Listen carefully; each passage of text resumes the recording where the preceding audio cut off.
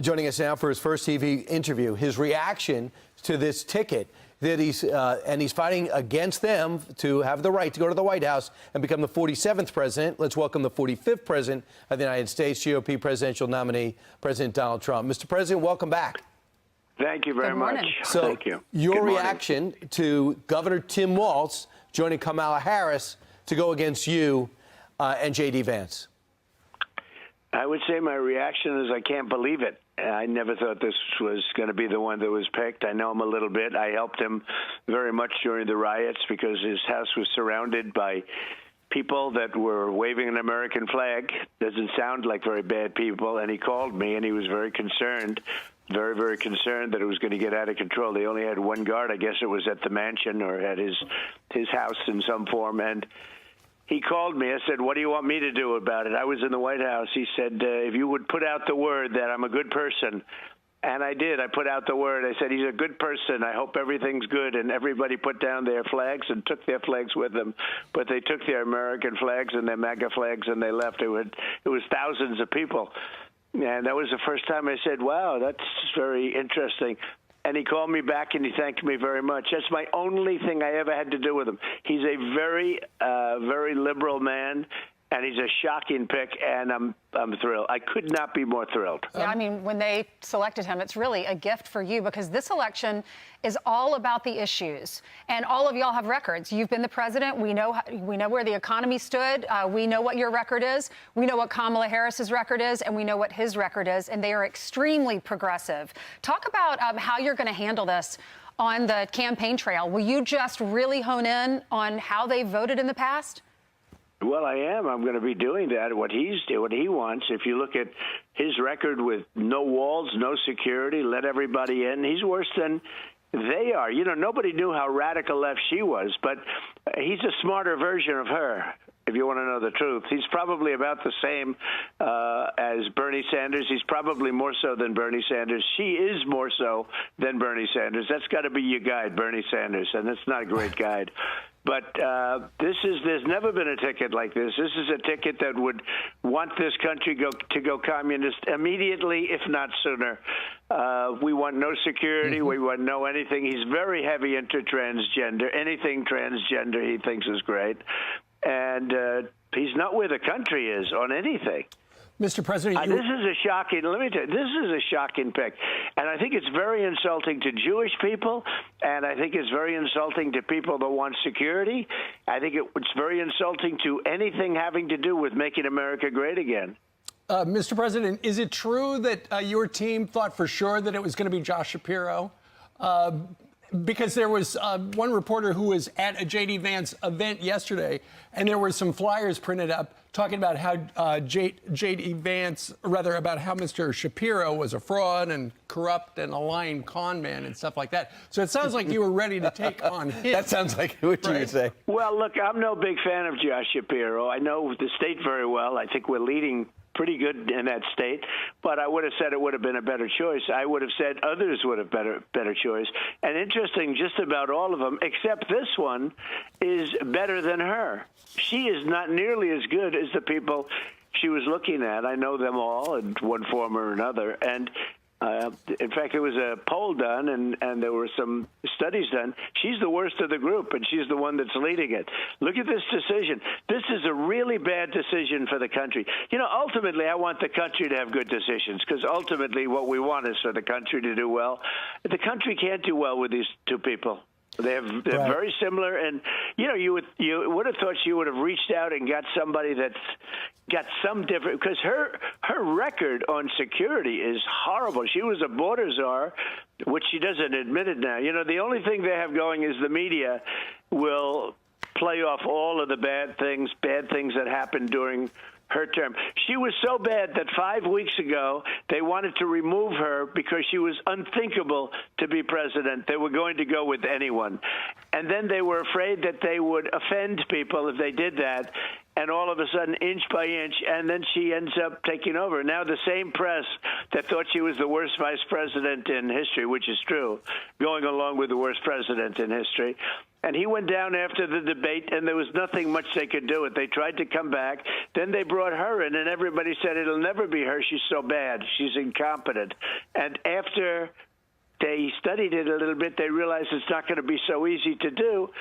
So they say, well, look, the press is going to do whatever we want because the press is a rigged deal. The press is the media, outside of you people, of course, but the media is so they're trying to build her up to the next Margaret Thatcher liberal version, and I don't believe it's going to happen. I hear she's hasn't taken one interview. She would never do an interview like this. That I can guarantee with any network. She doesn't do interviews because she can't answer questions.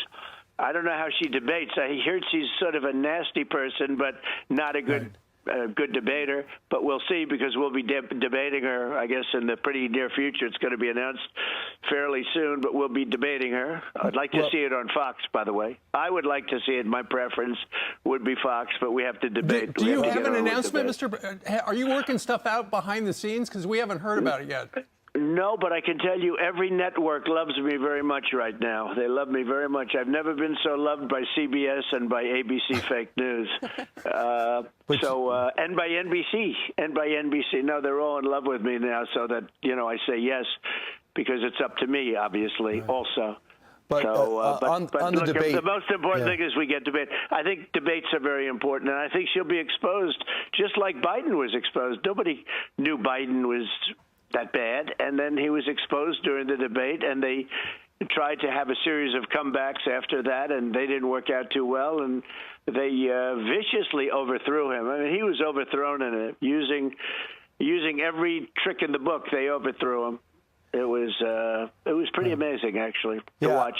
I want to come back to the debate. Just to close this up, you're in litigation with George Stephanopoulos on ABC. So there's right, and the judge says, the suit's going to go forward. So how could you go on ABC, especially if he's going to be one of the moderators? Well, you could use that as an excuse. I could use that. I've said that. Is there a conflict? And, there might be George Slopadopoulos, and he's got problems, and, they've got problems. But if they're going to have I guess David Muir is going to be the host in that case. You have all the hosts are pretty much named, and you have Brett and Martha, and they're great. And I'd love to see it on Fox, but, it takes two to tango. Well, maybe you get two. Maybe you get two debates. Look, she doesn't want to debate. She wants to say, I don't want to debate, but I do want to debate. When it came to Biden, I accepted everything. I accepted Jake Tapper. I accepted everything because he didn't want to debate. After I accepted everything, the only thing I said, let's stand up. They wanted to sit down at a desk. I said, that's not going to look so great. So I said, but I accepted everything. And pretty much that's the way I do it right now because I want to debate her. I think it's important for the country that we debate. Now, where it is, I'm all for Fox. I'd like to see it on Fox. I think Fox would do a really good job, but two people have to agree. All right, Mr. President, let's talk about some of the issues. Mr. Waltz, Governor Waltz, said this about you, that you don't understand kitchen table issues. Listen. Donald Trump's not fighting for you or your family. He never sat at that kitchen table like the one I grew up at, wondering how we were going to pay the bills. He sat at his country club up in Mar-a-Lago, wondering how he can cut taxes for his rich friends. Mr. President, what's your response to that? Well, I think it's just the opposite. I think if you see the vote, those people are all voting for me, the people that he's talking about with the kitchen table. And I was not always sitting at Mar-a-Lago either, but I was sitting at lots of other places. And built an unbelievable business, one of the greatest businesses. I built a business that is phenomenal. That's been really determined now how good it is. And, I could have a very simple life and a very good life and continue to do what I love. I love business and I love creating jobs, and that's what we're doing. We'll be creating jobs at a level that you've never seen before. If you look at our administration, the most successful administration from the economy standpoint there ever was. There's never been any administration that was even close, numbers-wise. And by the way, they had inflation, the level which our country probably has never seen. They say you go back 72 years. Well, I think we probably probably never have seen inflation like that, and it's killing the same people that he's talking about. It's killing. Inflation has destroyed their administration, and they have no idea what to do about it. It's getting worse, and you had a crash the other day of over 1,000 points. It's a very bad situation that we're going in. We could end up in a depression if these people are reelected. So let's talk about anti-Semitism. Van Jones had an interesting thing to say about anti-Semitism. He says this on CNN. It's just because he's a moderate. They're talking about Shapiro not getting the job. Or is there some anti-Jewish bias there? He goes, you also have anti-Semitism that's gotten marbled into this party. You can't be for the Palestinians without being anti-Jewish bigot. But there are some anti-Jewish bigots out there, and there's some disquiet now. And there has to be how much that just happened. How much is this pick, I guess he's saying, caving into the anti-Jewishness, anti-Semitism that's marbled into the party? Do you think that's marbled into the party? Because if I could bring in something else that's new, CNN did a poll, and they asked New York Jewish New Yorkers, if the election was today, who you'd vote for. And for the first time maybe ever since Ronald Reagan, you have a 1-point lead over Kamala Harris among Jewish voters in New York. Your reaction to Van Jones and that poll? Well, we're going to try and win New York, and that hasn't been done for many, many decades, as you know, but we're trying to win New York, and we're very close to doing it. And probably that's another reason I was somewhat surprised. I think that any Jewish person who votes for a Democrat, or in this case, these people, but who votes for a Democrat, should have their head examined. They are so bad. If you look, they are so bad to Jewish people, what they've done and the way they talk and their policy and everything else, far beyond just what happened, because everyone thought it was going to be Shapiro. It turned out not to be Shapiro. I have very little doubt that it was, not for the reason we're talking about. It was because of the fact that he's Jewish, and they think they're going to offend somebody else. And you wouldn't feel very comfortable if you're in Israel right now with this team.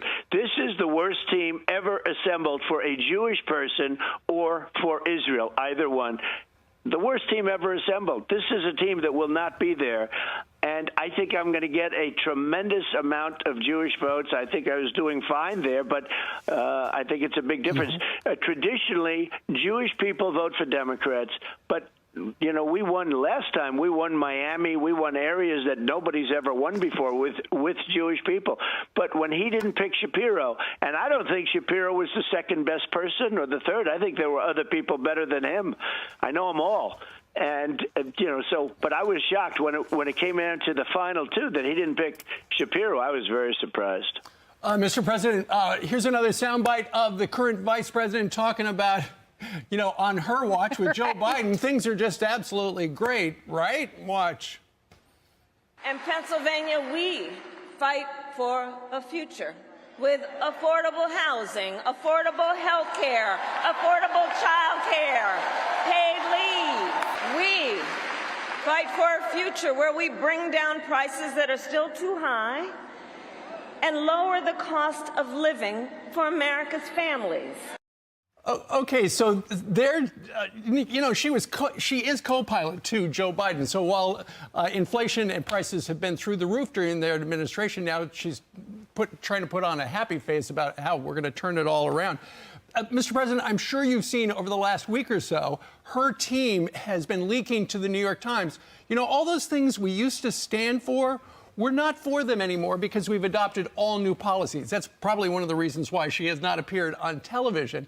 And so she's trying to appear more moderate to appeal to people in the middle, and she's getting away with it. The honeymoon for Kamala Harris, it must drive you crazy because it's still going on. It does, and there's only one thing, because she's just talking about Pennsylvania. No fracking. That means your energy prices are going to go through the roof, but that means Pennsylvania's going to lose 500,000 jobs. More important than the 500,000 jobs, they're going to lose tremendous streams of money. She wants no fracking, and she wants no fracking. She's trying to say now that she wants, she's gone through every single thing that was a horror show, and she disavows it now. She disavows the no fracking. If she does no fracking, and she will 100% do it. One thing I've learned about politicians, and you people knew it maybe before me, but I've known it for a long time. their first thought is the thought that they end up doing. She's for no fracking. She's for defund the police. You know, she was the original defunder of the police. She was the original no cash bail, cashless bail, which has caused havoc. And look at how she's destroyed San Francisco. She started it out as the DA in San Francisco with policies that were so bad. It's a crime-ridden place. It went to the greatest city in America. It's a crime-ridden place right now. It's not livable. You can't even live there. And then she went to Attorney General. She's destroyed California. Her and Gavin Newsom have destroyed, absolutely destroyed California. And what a shame. What a beautiful place it was. But it's not beautiful anymore. She cannot get away, because if she does this to America, every one of us are going to either be leaving or we're going to be living like dogs. Our whole country, our whole system is going to collapse. Even the talk about her has driven the stock market down. Yeah. You know, when the stock market goes down, when you see it go down, that's because she gets a decent poll number. She gets bounces at a poll, the market goes down. The stock market will collapse like in 1929 if they're elected. We know people are pulling a lot of their money out. If you looked at your 401k on Monday, you were in tears. You put on social media, Trump cash versus Kamala crash. And analysts are warning, even though there was a turnaround yesterday, the rebound doesn't mean the market meltdown is over. And when we go out to these diners, Mr. President, this is the #1 issue: the economy, inflation, how it's affecting us. People can't retire right now because they're losing their money. The other issue is the border. And you have Tim Walz, who said that if you build this wall that's 25 feet, he wants a ladder factory where he sells ladders or gives ladders to the illegal immigrants that are 30 feet so they can climb the wall. He wants to pay for illegals' health care, just like Kamala Harris does, their tuition, and give them driver's license. He actually signed that into legislation in his state. And he supports to make Minnesota a sanctuary state. So talk about, it is now, talk about the economy, what you're going to do for the economy, and what you're going to do for the border. The first thing we're going to do is we're going to drill, baby, drill. And then number 2, and I can do lots of things on the first day. It's not one thing or 2 things or 4 things. We're going to do lots of things on the first day. But we're going to close up the border. We're going to let people come in, but they have to come in legally. I built 571 miles of wall. We built a lot, much more than I said I was going to build. I was then going to add 200. We were 200 miles. We were 300. Literally, we were just right there. We could have had another 200, almost 300 miles of wall, and they decided not to put it up. I had it made, paid for it. and they sold it. Brian, they sold it for nothing. They sold it for 5% of the cost. It's very expensive. That wall is exactly what Border Patrol wanted. Wasn't my preference. I had a different wall. I had the most gorgeous wall you've ever seen. But they had to have steel, concrete, and rebar. And that's what it is. Inside that steel is concrete. Inside that is rebar. They needed a certain wall, high tech. It's very high tech. It's all wired for cameras, for everything. I put it up. They sold it for 5% of the cost of building it, and all they had to do was flip it. All they had to do is, it was all in place. We would have had 200 miles additionally in. The wall would have been unbelievable. And by the way, walls work. You've heard me say 2 things work. Everything's obsolete, but 2 things work: walls and wheels. They'll never change. Walls and wheels. Everything else is obsolete. Running for vice president now. Well, Mr. President, we know you dodged an assassination attempt, and we still look at the footage and can't believe, and we're so thankful. The whole country is, even if they're voting for you or not. But then there's this story about Asif Merchant. He's 46 years old. He's in New York City. He's got Pakistani family and a Tehran family. It looks like he was trying to meet with a hitman. Thankfully, the FBI had infiltrated to assassinate you. Your thoughts about this devious plot? Well, I'll tell you this. I'm in a very dangerous business. Being president is a dangerous thing. And especially when you're an active president, when you're somebody that wants to make our country secure, when you want to build a strong military. I rebuilt our entire military. I mean, we gave a lot of it away to Afghanistan, which is like shocking. That was, by the way, the Afghanistan, when we showed that gross incompetence in Afghanistan, I was getting out, but we were getting out with tremendous dignity and strength. We were the boss. We were going to keep Bagram. If you remember, we were going to keep Bagram because it's literally 1 hour from where China makes its nuclear weapons. They gave Bagram, and China has now assumed control of Bagram, and nobody wants to tell you that. We're going to keep Bagram. But the Afghanistan move was so bad. I think it was the lowest point in the history of our country. It was an embarrassment, the worst time in the history of our country in terms of that. And we gave that up. It was like the most horrible thing. And that gave Putin the feeling that, wow, these people are incompetent. I can go into Ukraine. And frankly, as you know, under me, Iran was broke. There was no Hamas threat. There was no Hezbollah and Mr. threat. President, also, Kamala Harris was the last one in the room when Joe Biden signed off on that. Meanwhile, one of your favorite people, Lawrence Jones, is live in Sturgis. Lawrence, take it away. Good. You have Thank some you. people that have some questions for you. I love that. Mr. President, how you doing, Lawrence? Mr. President? We're live from Sturgis. Say hello to So the people have some questions for you, Mr. President. I want to bring in Brett. He was talking about he has his daughter, his grandchildren now living with him, and you're concerned about the economy. What is your question for the former president? So, Mr. President, I appreciate you giving our time here. One of the big concerns is what are you going to do about bringing down the rent and things like that in the economy? Because out of 8 children that I'm a father and a stepfather to, 5 of them are struggling, and I'm giving them part of my income on a regular basis. How are you going to make the economy not just the the food and electricity, but bring down the rent prices, the housing prices, so that these kids can survive without their parents' help? Such a good question, Mr. President. You're right. I hear it very well. And I tell you, first of all, I love the people that you're with. I know that I must have at least 99, perhaps 100% of all of them, and I think they're incredible. We are going to drill, baby, drill. We're going to bring down the cost of energy. Energy is what caused the worst inflation, I think, in the history of our country. Food prices are up 50%, sometimes more. You look at bacon. Bacon is quadrupled. You can't order bacon. You can't order anything. We're living horribly. We have the worst inflation we've probably ever had in our country, and it started because of energy. We're going to drill, baby, drill, and then we're going to have China and all of these countries that were treating us good when I was there toward that. I mean, it took me a long time to get them to behave properly. All of these countries are going to, again, stop. Like 4 years ago, I could ask you, you were in great shape. You had low energy costs. You had low food costs. Everything was good. You could buy a house. You had low interest rates, 2% interest rates.